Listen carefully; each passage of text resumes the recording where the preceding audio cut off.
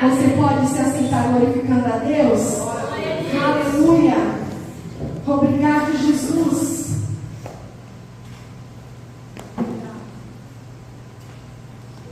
Vocês vão me conduzir em relação ao tempo. Amém? Eu preparei um slide, eu não sei se deu certo aqui com o pessoal da mídia, mas eu vou me apresentar. Para quem não me conhece, eu sou a Suelen. Estou aqui com a minha família, meu esposo, meus filhos, a Rafa, o Henrique, que estava aqui tocando.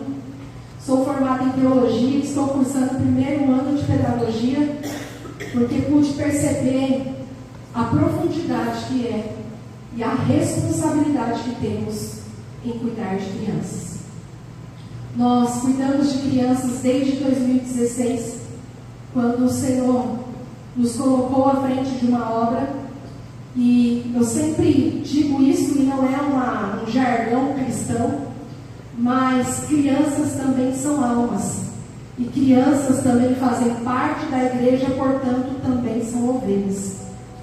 Nunca imaginei tratar com crianças, sempre participei do louvor na igreja, mas eu creio que o Senhor, quando Ele tem um chamado específico na vida de alguém, Ele traz mudanças e faz mudanças, a fim de que o propósito do Senhor seja estabelecido na terra. E de repente, para que o propósito de Deus seja estabelecido na terra, Ele chamou você. Você pode glorificar a Deus por isso?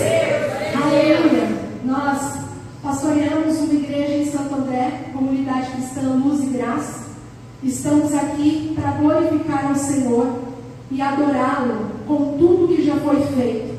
Mas a nossa proposta nessa noite é refletir junto com você a respeito do ministério infantil. Então eu quero iniciar a nossa reflexão nessa noite com uma frase de Charles Spurgeon, que é muito pontual e muito necessário para os nossos dias. Então você tem a liberdade para marcar, se assim desejar, para colocar aí algumas referências no seu celular, porque a intenção de nós nessa noite, para que nós venhamos a ser fortalecidos por Deus, a fim de executarmos o chamado ministerial e o serviço, nós precisamos entender a extensão daquilo que o Senhor tem nos chamado e nos comissionado a fazer. Vocês estão comigo, gente? Eu quero pensar com você essa frase de Spurgeon que vai dizer: nossa esperança está no futuro, portanto, abra espaço para as crianças, abra espaço para meninos e meninas. Então eu tenho como objetivo aqui nessa noite trazer uma reflexão sobre as futuras gerações. Também pretendo nessa noite, através de tudo aquilo que nós dialogarmos ao longo dessa mensagem, é mostrar a importância das crianças na sociedade. Em terceiro ponto, também mostrar e fazer com que nós venhamos a entender porque a família e a igreja devem ser intencionais no serviço que o Senhor tem nos chamado. Vocês estão comigo? Objetivo: refletir sobre as futuras gerações. Segundo, mostrar a importância das crianças na sociedade. Terceiro, entender o porquê que a família e a igreja devem ser intencionais no serviço que nós prestamos na casa do Senhor. Baseado nesses 3 pontos do nosso objetivo, eu trouxe alguns dados que é importante para nós. Primeiro, o Brasil tem em média 210 milhões de habitantes. As fontes de pesquisa, eu vou deixar depois para Gi, mas eu peguei esses números no site censo 2022 ibge.gov.br. Então nós temos em média 210 milhões de habitantes aqui no Brasil, sendo 53 milhões de habitantes ou da população brasileira jovens de 18 anos para baixo. Então, entre crianças e jovens de 18 anos, temos 53 milhões de habitantes. E 35 milhões de habitantes são crianças de 0 a 12 anos de idade. Então, quando nós falamos em números, nós percebemos que 17% da população brasileira é formada por crianças de 0 a 12 anos. estatísticas, nós não mensuramos como 17 milhões ou 17% de crianças não estão sendo assistidas na sua totalidade. Então, nós percebemos que a igreja e nós que cuidamos de crianças e jovens, nós temos um papel fundamental na evangelização e na educação cristã que é proposta por cada líder, por cada pastor, por cada pai, por cada um que de alguma forma direta ou indireta acaba se envolvendo com o ministério infantil. E a grande pergunta que eu me fiz, pensando em tantos números e percebendo a gravidade da situação: se 53 milhões de habitantes no Brasil são jovens de 18 para baixo, incluindo as crianças, e 17% dos habitantes do Brasil são crianças de 0 a 12 anos, a grande pergunta que eu me fiz é como estarão essas crianças daqui 20, 25 e 30 anos. Pensa comigo. Nós temos um discurso que é adotado por muitas igrejas, e principalmente pelo Ministério Infantil, quando nós dissemos que as crianças da igreja são os futuros pastores, os futuros missionários, os futuros pregadores. Vocês concordam comigo? Concorda comigo, sim ou não? Vão interagir comigo para eu saber se está tudo bem, ok? Agora, se nós temos essa visão e esse discurso de dizer que as crianças da igreja serão os futuros ministros do Evangelho, eu quero que você pense além da igreja. Eu quero que você pense na criança como um todo, incluindo a criança que frequenta a nossa igreja, como a criança que ainda não foi alcançada pelo Evangelho de Jesus Cristo. Se as crianças são o futuro da igreja, e se essas crianças de 0 a 12 anos, que são 17% da população nacional, como serão essas crianças daqui 15, 20, 25, 30 anos? E é importante nós refletirmos sobre isso, porque nós costumamos dizer que as crianças de hoje serão os líderes de amanhã, sim ou não? E as crianças de hoje serão a população do futuro. Só que muitas vezes nós pensamos no nosso serviço a curto prazo. Nós pensamos socialmente a curto prazo. E eu vim aqui para te chacoalhar, para te fazer pensar a longo prazo, entendendo que 17% das crianças aqui no Brasil, de 0 a 12 anos, de repente não estão sendo assistidas nem mesmo pelos seus próprios pais. Portanto, falar de uma geração futura é pensar no que nós estamos fazendo hoje pelas crianças no tempo atual. Essas crianças, daqui 10, 15, 20, 30 anos, irão movimentar o mercado de trabalho, irão participar da cultura, irão participar da sociedade no todo, irão participar da política da moda. As crianças de hoje serão o futuro do amanhã, ou a população do futuro. E essas mesmas crianças, esses mesmos 17%, serão as crianças, futuros adultos, que irão trazer uma realidade para o nosso país. Quem entende diz amém? Amém. Essas crianças de hoje serão as crianças que no futuro, daqui 20, 10, 30 anos, irão formar as suas famílias. Ou não. Porque se nós olharmos a realidade de hoje, nós vemos que muitas das crianças não estão sendo preparadas para um futuro a longo prazo. Sendo assim, o ideal de família, já que não estamos preparando, e eu estou dizendo de um modo geral, o ideal de família pode estar sendo interrompido hoje. Por isso, um dos meus objetivos aqui nessa noite é trazer essa reflexão a ponto de nós entendermos o que nós estamos fazendo, a necessidade que as crianças têm socialmente falando, compreendendo que elas serão o futuro do nosso país. Vocês estão comigo, sim ou não? Então eu faço uma pergunta: como serão as crianças de hoje, daqui 20 anos? Porque existe uma problemática e nós, como igreja, temos que pensar sobre isso. Existe uma crise muito grande nos dias atuais. E nós, como pais, como líderes, como igreja, nós não podemos fugir dessa realidade. Existe crise na economia, existe crise na política, existe uma crise gigantesca, uma crise moral que está afetando de uma forma direta a identidade das nossas crianças.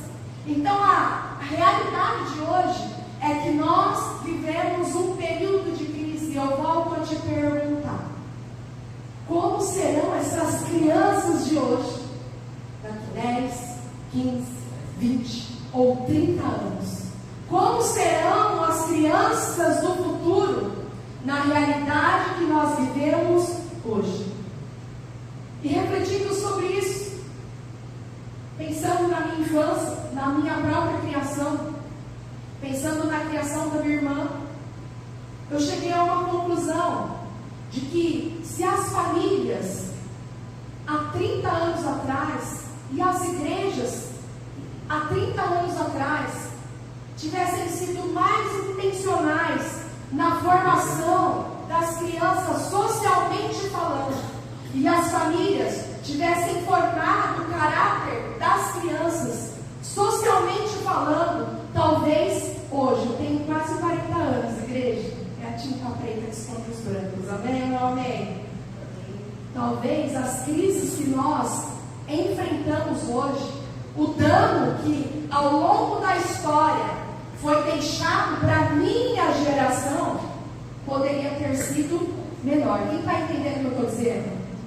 Por isso hoje nós temos uma responsabilidade, uma missão muito grande de transformar o hoje para que as futuras gerações não passem pelo que nós passamos, para que as futuras gerações tenham amadurecimento para enfrentar os problemas da vida. Quem está comigo diz amém. Amém. E sabe o que é mais assustador para mim, pastor? Eu fui pesquisar a quantidade de pessoas cristãs aqui no Brasil. Isso. 50% da população brasileira é constituída por católicos. 105 milhões de pessoas são católicas, sendo 30% da população brasileira, 70 milhões, são evangélicas. E isso me trouxe um frio na minha espinha. Isso me trouxe um mal-estar. E essa pesquisa foi feita pelo Datafolha. E eu fiquei pensando, e eu gostaria que você prestasse bastante atenção para acompanhar o raciocínio. Se 210 milhões de brasileiros, sendo 53 milhões de 18 para baixo, sendo 17% ou 35 milhões de 0 a 12. Aleluia! Pensa comigo, 105 milhões de católicos, ou 50% da população, conhece Deus. Sim ou não? Leva o nome, é católico. E 30% da população evangélica. E nós olhamos para as nossas crianças hoje, nós olhamos para nós, a nossa geração hoje. Nós vemos a ideologia de gênero, nós vemos a criminalidade aumentando, nós vemos casamentos não dando certo, casamentos de 2, 3 anos já com separação, nós vemos pessoas doentes da sua alma, nós vemos a quantidade de problemas psicossomáticos que está na nossa atualidade, e nós vemos também a propagação da tecnologia. Mas a nossa geração está doente. Por quê? Porque talvez há 30 anos atrás, nós não fomos preparados para a realidade atual. Só que acontece que essa realidade continua. E nós temos nas nossas mãos a responsabilidade, como líderes do Ministério Infantil, de transformar este caos ou essa falta de preparação que nós tivemos em algo positivo para as nossas crianças agora. Por isso eu faço mais uma vez essa pergunta, e desculpe ser redundante, Mas como serão os seus filhos daqui 10, 20, 30 anos? Se essa crise que nós vivemos hoje não for sanada, e pode ser que não seja, mas não é a crise que faz a pessoa, é como a pessoa ela se torna durante uma crise. Quem está entendendo diz amém? Amém. Qual será a realidade ou a futura geração a partir desses problemas que nós estamos vivendo hoje? Então, a minha intenção é trazer para você um incentivo e um encorajamento da parte do Senhor, a fim de que nós venhamos a perceber que as nossas atitudes em relação às verdades práticas e a nossa conduta na implementação do reino de Deus na vida das crianças precisa ser diferente. Na verdade, a nossa mentalidade precisa ser uma mentalidade do reino, a fim de que essa mentalidade seja inserida na mente das nossas crianças. Quem está comigo diz amém. Amém. Vejamos o que diz Romanos 8,6. A mentalidade da carne é morte, mas a mentalidade do Espírito é vida e paz. E o que isso significa para nós que lidamos com as questões sociais, com as questões emocionais e com as questões espirituais das nossas crianças? E eu preciso que você tenha uma visão de que criança não é somente aquelas que vêm na nossa igreja, mas de repente um filho de um vizinho, um primo, um filho de alguém próximo à sua casa. Todas essas crianças fazem parte dos 17% de 0 a 12 da população brasileira. Então, pensar no reino de Deus vai nos tirar do conforto, vai nos encorajar, mesmo quando sem forças, a fim de que esta mentalidade do reino, a mentalidade do céu, a mentalidade do Espírito seja inserida em tudo aquilo que nós fazemos em relação à nossa própria vida e ao ministério infantil. Falar sobre a mentalidade do reino é pensar sobre algo inabalável. É falar sobre algo que vai além, a longo prazo. É não pensar no agora, mas pensar que essas crianças de hoje estão sendo preparadas a longo prazo para serem representantes do reino de Deus aqui na terra. Vocês estão comigo? Por isso nós precisamos adotar novas atitudes, novas estratégias, novos ensinos práticos, a fim de que as crianças que entrem nas nossas salinhas e que passem pelas nossas vidas, elas consigam não somente aprender, mas levar para sempre. Sabe por quê? Porque uma criança que é impactada pelo poder de Deus, uma criança que é salva pelo Evangelho, ela tem a vida inteira para entregar a Deus. Ela tem toda uma vida para se dedicar ao Senhor. Enquanto adultos que se convertem depois de tanto tempo de vida entregam somente metade da sua vida, porque a outra metade já foi gasta com outras coisas. Por isso, nós termos essa mentalidade do reino vai fazer toda a diferença quando nós formos ministrar as nossas crianças. Amém, meus irmãos? Aleluia! Por isso, o meu apelo nessa noite, eu louvo a Deus por essa igreja, eu acompanho no Instagram, e eu vejo quantos trabalhos infantis vocês desenvolvem nessa casa. E não é fácil. Porque cada criança traz a sua história, cada criança traz a sua marca, e não se trata somente de ministrar a palavra de Deus, nós marcamos a vida das crianças a partir daquilo que nós ensinamos para elas. Amém, meus irmãos? Vocês vão me orientando em relação ao tempo. É aquele tempo ali? Meu Deus, deixa eu correr então. Eu quero trazer um dado muito importante para destravar a nossa mente, para a gente entender a seriedade que é lidar com crianças e adolescentes na igreja. Por isso que as nossas estratégias e a nossa prática de ensiná-los deve ser cada vez mais levada a sério. Nós temos visto que o marxismo ele já encontrou uma forma de persuadir a nossa geração para que os frutos deste estrago sejam colhidos daqui 10, 15, 20 anos. E o que significa isso? O marxismo e toda essa ideologia vinda com ele já entendeu que para fazer uma guerra não precisa de barulho, não precisa ser uma guerra barulhenta, pelo contrário, uma guerra silenciosa. E do que se trata isso? Nós vemos que as ideologias têm tomado uma proporção enorme na mídia social, que trata sobre a comunicação, dos filmes, desenhos e séries, porque trata do entretenimento, das músicas e dos livros que tratam da cultura. E nós vemos que essa luta que existe, nós querendo ou não, já tem trazido fatores que têm influenciado a mente das nossas crianças.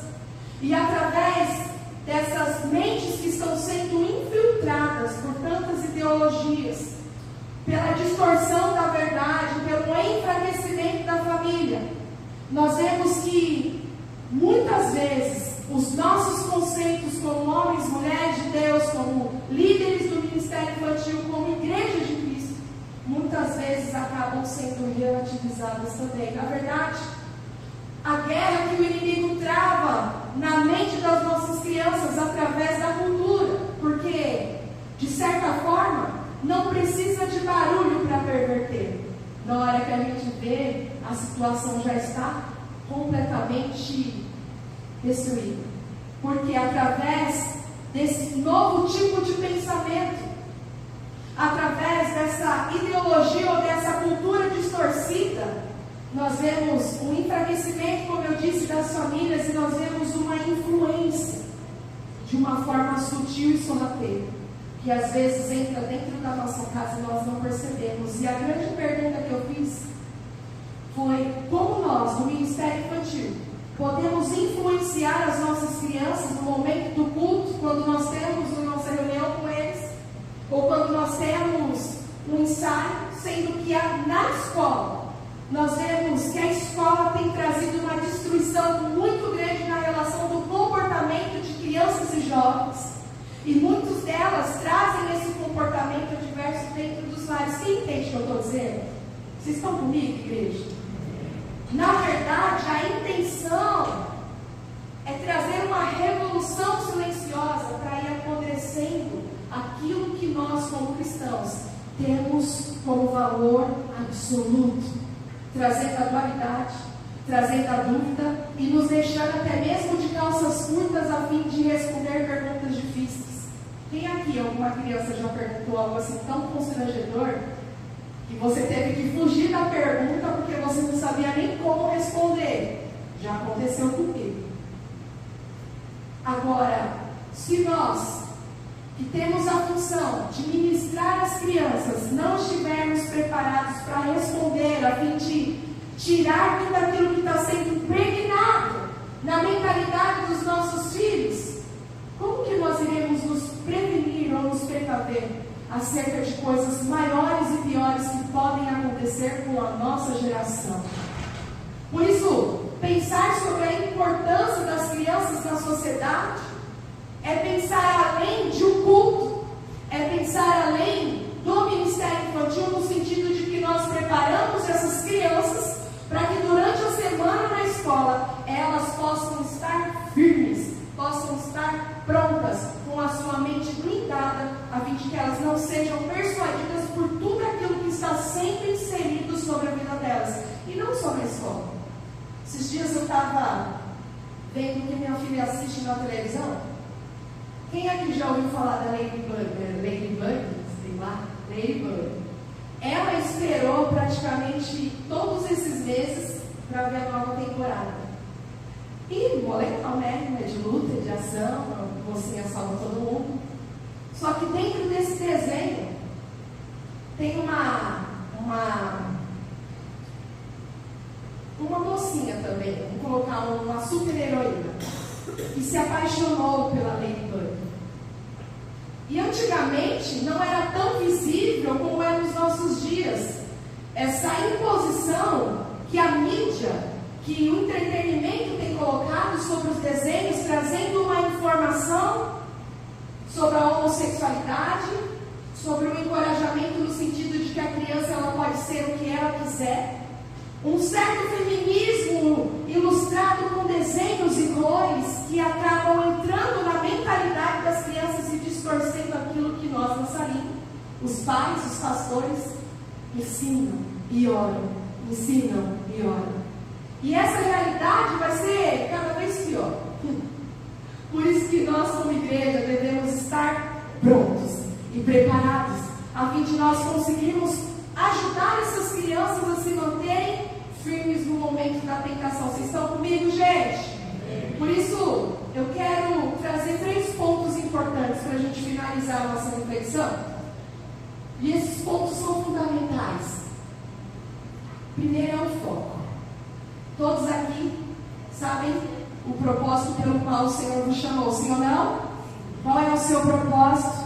Qual é o seu foco? Primeiro, o propósito ou ter foco é ter um objetivo. Então nós estamos falando que o objetivo do Ministério Infantil de Pais e de líderes e voluntários, o objetivo ou o chamado para nós hoje são as crianças. Então nós precisamos ter foco, ter objetivo em relação às nossas crianças. Se você quiser tomar nota, fica à vontade, ou tirar foto aqui, pode. Isso, irmão. Primeiro, estabelecer um planejamento.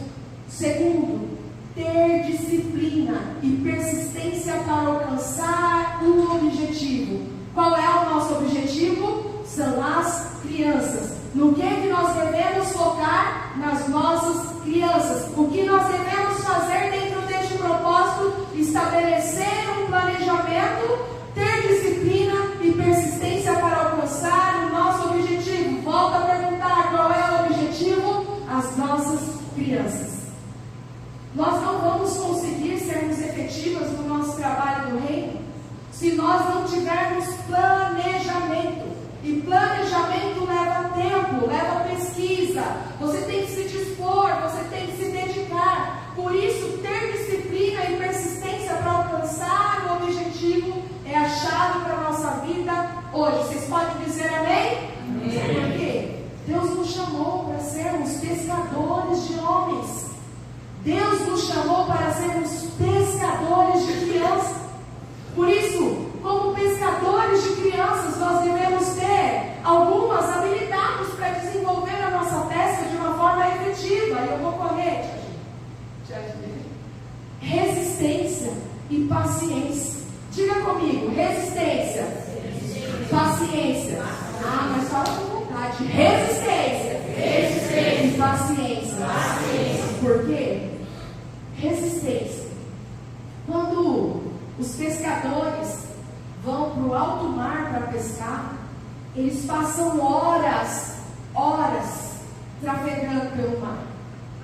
E paciência, porque nem todo o tempo o mar tapa peixe. Quem entende que eu digo diz amém? O barco ele vai trafegando por horas até chegar no momento onde as águas estão calmas.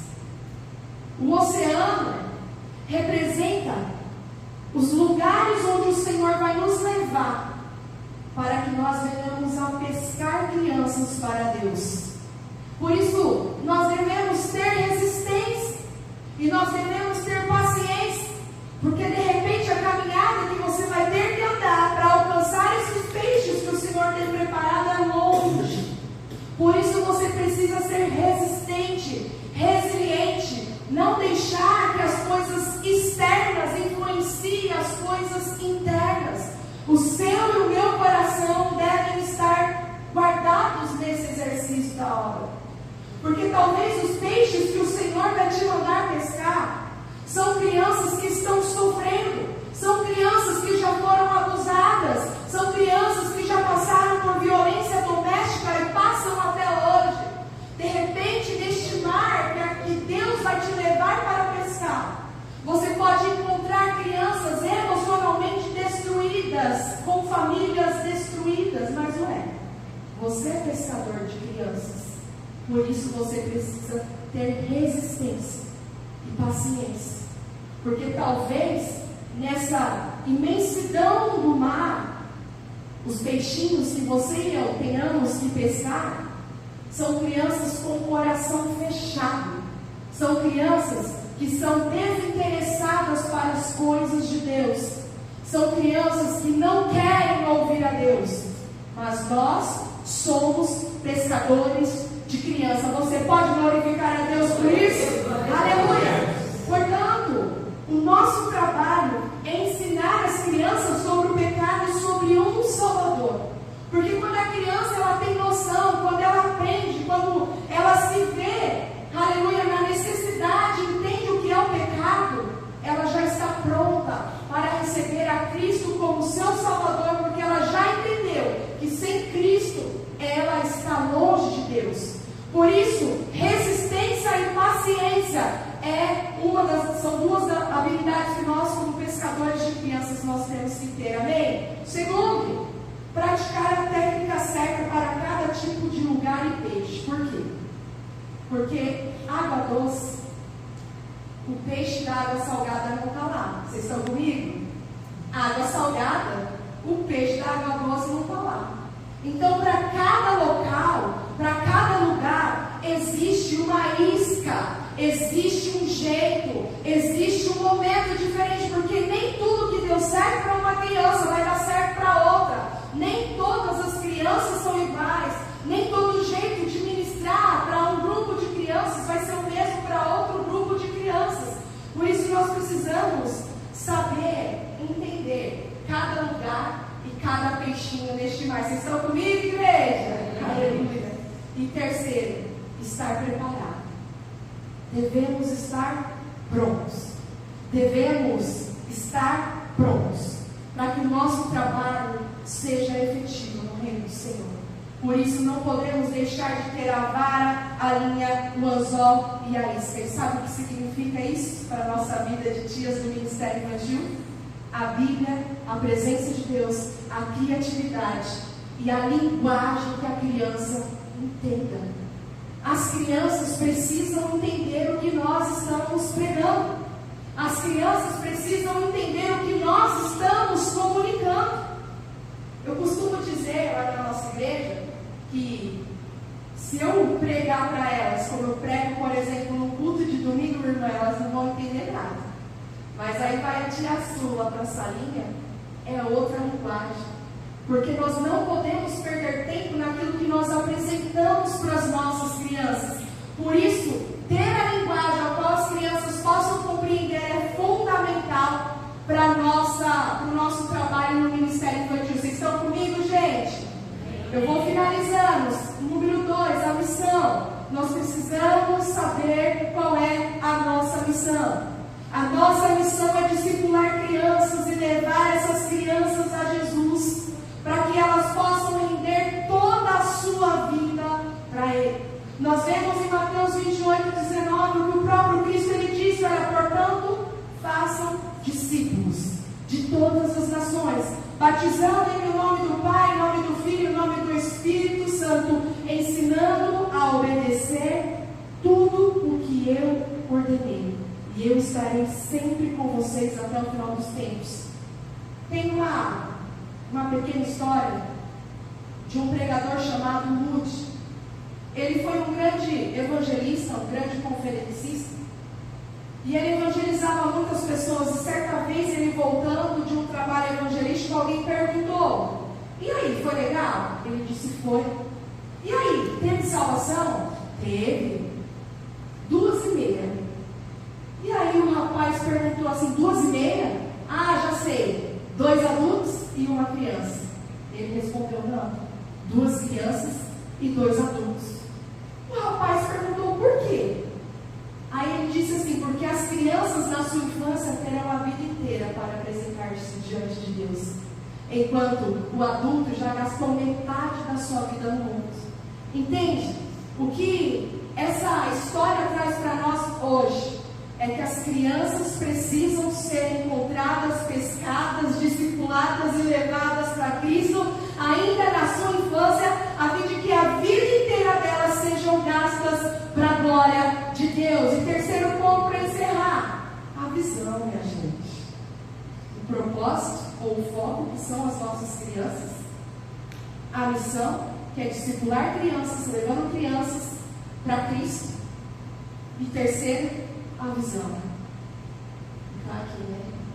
A visão do Ministério Infantil, a nossa visão como líderes de criança, é levar restauração, cura, transformação, libertação e salvação para as nossas crianças. Por quê?